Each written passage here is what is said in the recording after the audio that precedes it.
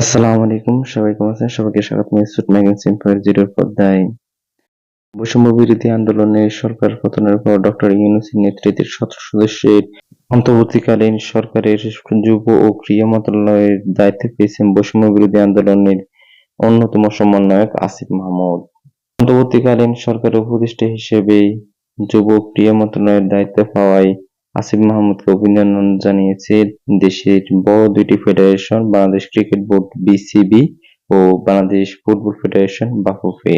নিজেদের অফিসিয়াল ওয়েবসাইটে প্রকাশিত এক বিবৃতিতে আসিফ মাহমুদকে অভিনন্দন জানিয়ে বিসিবি বলেছে, বিসিবি বিশ্বাস করে যে ক্রীড়াঙ্গনের অগ্রগতির জন্য জনাব ভূঁইয়ার একাগ্রতা ও প্রতিশ্রুতি তার নতুন ভূমিকাকে অনন্য নেতৃত্ব এবং সঠিক দিকের নির্দেশ দিবে। তারা আরও জানায় যে বাংলাদেশের ক্রীড়াঙ্গনের একটি গুরুত্বপূর্ণ সময়ে তার নিয়োগ হয়েছে এবং বিসিবি তার সাফল্য কামনা করে। বাংলাদেশ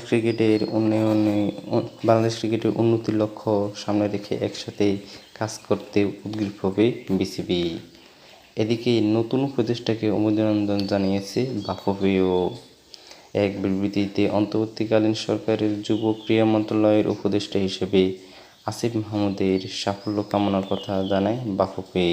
সেই সঙ্গে ফেডারেশনের পক্ষ থেকে শুভকামনা জানানো হয়েছে। তো বন্ধুরা, আজকের ভিডিও এখানে সমাপ্তি। এতক্ষণ আমাদের সাথে থাকার জন্য সবাইকে ধন্যবাদ। আল্লাহ হাফেজ।